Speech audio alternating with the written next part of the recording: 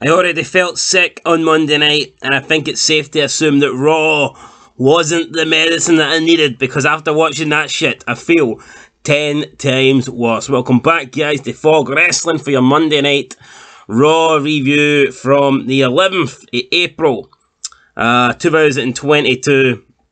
Absolute shit show. Last week was bad. I'm not too sure what one was. I think this week's was slightly better, but honestly, that ain't saying much because last week was horrendous. So, I mean, it's you're picking. You know, it's like fucking. We're talking like inches of a difference here. It's yeah, no, this was absolute shit. So we'll kick off. I actually didn't mind the opening of the show. We have Miz TV. Cody's the guest. Crowd are loving the return of Cody Rhodes here. Cody Rhodes is legit being treated like this megastar upon his return, and I mean, it could just be because there's hardly any stars left in wrestling, and maybe they're trying to treat Cody as this big deal, but not even the push is getting in the crowd as well. Everyone is behind Cody. He's legit. He legit seems like a huge deal, like a main eventer. I would not be surprised if this is the new Universal Undisputed Champion down the line. But yeah, he comes out, crowd are going mental for him. The Miz is unhappy. He's been overshadowed.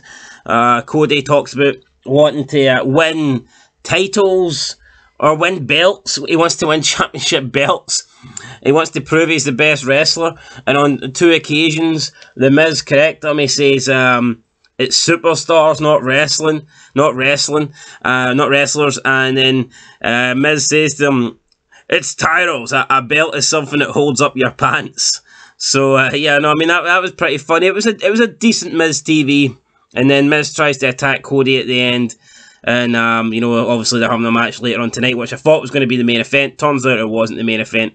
It was on about, I don't know, the opening hour or the second hour, who knows? But yeah, I mean, Miz TV, it was a decent start to the show, I guess. Then we move on to Veer Mahaan versus Dominic Mysterio. Not too sure why.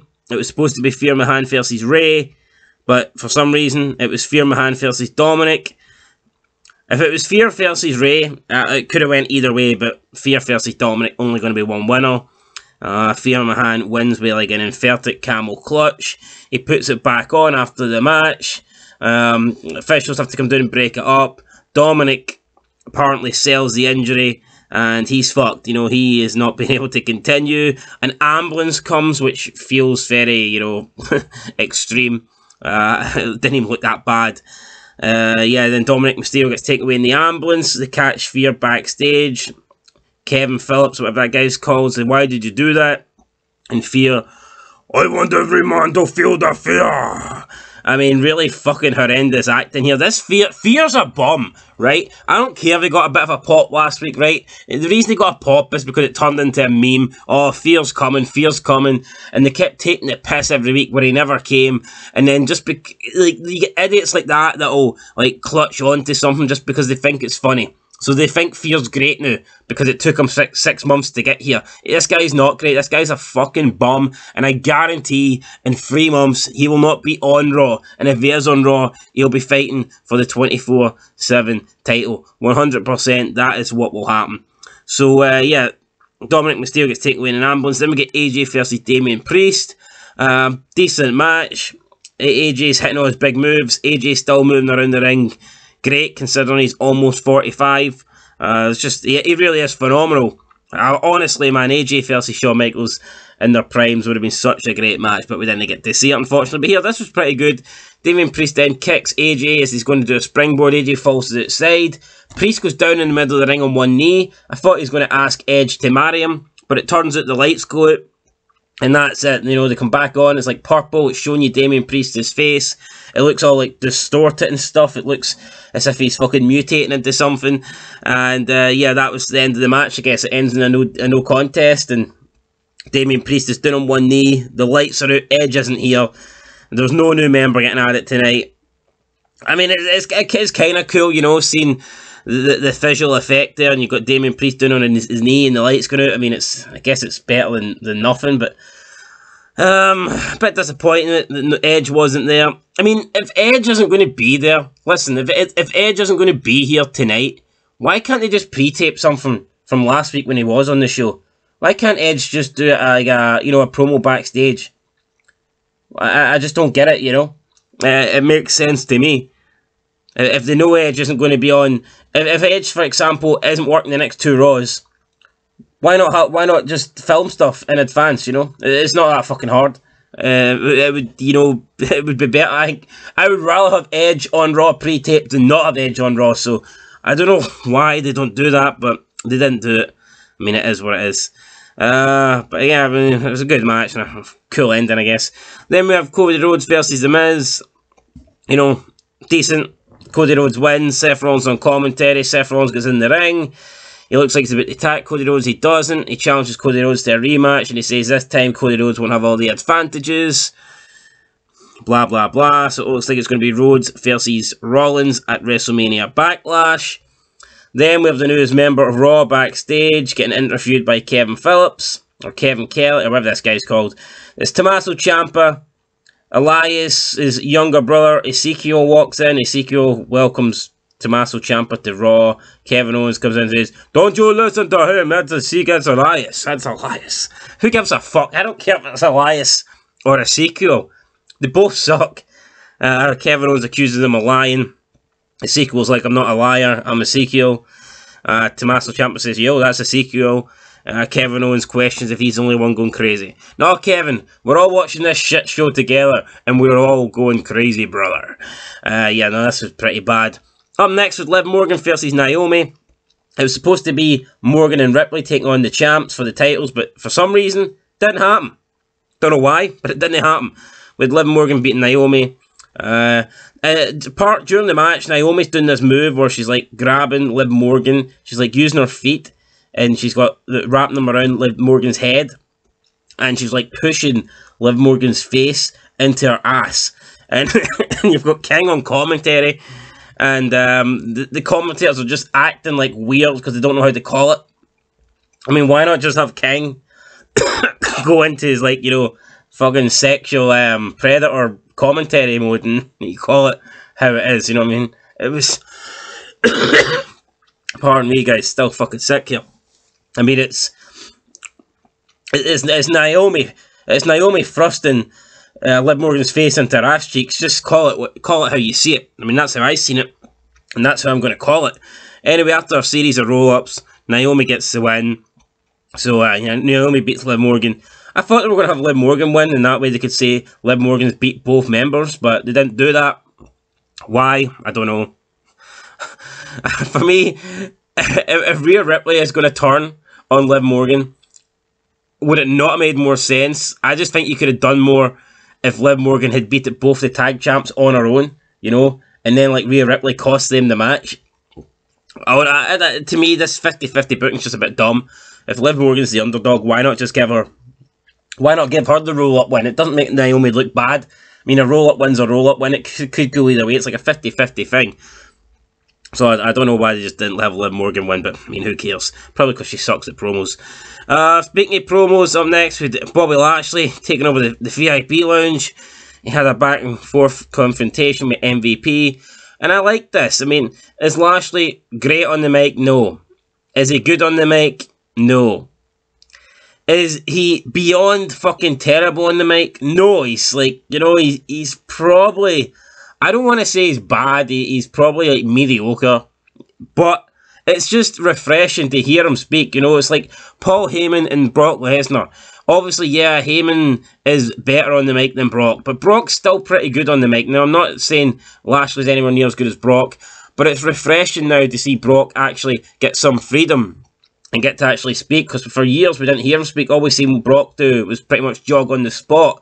So yeah, it's nice to see Brock getting to speak, and now we're getting to see Lashley, you know, getting to speak, and he says that he's going to take care of MVP, he's going to chop down Omos again, and he's coming after MVP's next. MVP said he made a smart business move, deciding to choose Omos. Lashley says that MVP says that he made Lashley. Lashley says that when you came back, you were done and you were riding my coattails. So yeah, no, I mean, both guys had pretty, you know, decent lines, and yeah, I mean, it was good. I guess we're getting Lashley versus Omos at WrestleMania Backlash. I don't want Lashley to lose, but I mean, it looks like he will. So Yeah, I mean, yeah, it just looks like he will. I mean, if MVP joins Almost then loses, it's just kind of, you know, like, what is the point? But no, this was good. I like this. Then we had Bianca Belair versus Queen Selena. Bianca Belair wins. Carmella is not on the show tonight. She's on her honeymoon, so I guess they've Queen Selena and do something. I don't fucking know. Then we had Sonya Deville come out after. She's got a contract. She's talking about Bianca Belair's new opponent. Bianca Belair stutters. I do not like Bianca Belair, right? In my opinion, she is fucking cringy as fuck, and she is terrible at promos. She made a mistake here. She made a botch. It's the same bloody catchphrase. And I know, listen, I know Austin had the what, you know what? That's the bottom line. The Rock had the, if you smell, just bring it. I get that. But they use those catchphrases like organically when you felt like it was needed to say. Austin just didn't come out and say that's the bottom line, cause Stone Cold said so. You know, he didn't just say it for the sake of saying it, right? He said it when he said it like as a punchline. He said it to, like, you know, drive home a point. He said it when it needed to be said. Bianca Belair, every time she comes out, she's got this feeling that she's just waiting to force it in, you know. I'm the EST, the bestest, the fastest, the strongest, the toughest, the smart.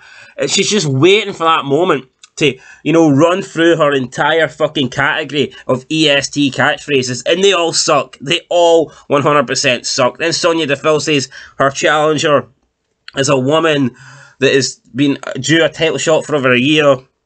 A woman that broke down gender barrier. I mean, what gender barriers did Sonya Deville break down, really? So what? She's a female GM. First of all, Stephanie McMahon was a female GM back in the day, right? AJ Lee had a run as female GM on Raw. Vicky Guerrero was female GM on SmackDown and Raw. So I don't see the gender barriers that Sonya Deville broke down. What I do see is someone stalked this big-nosed cunt, and then WWE felt sorry for her, and they gave her a job, you know, as a general manager. She's not even got the title general manager. She's a WWE official. But, I mean, if that's the barriers she broke down, you know, getting a job over sympathy because some guy was stalking her, I mean, if that's the barriers, then, you know, so be it. And I'm not hating on Sonya Deville. I actually don't mind Sonya Deville, but she didn't break down any gender barriers. That's for sure.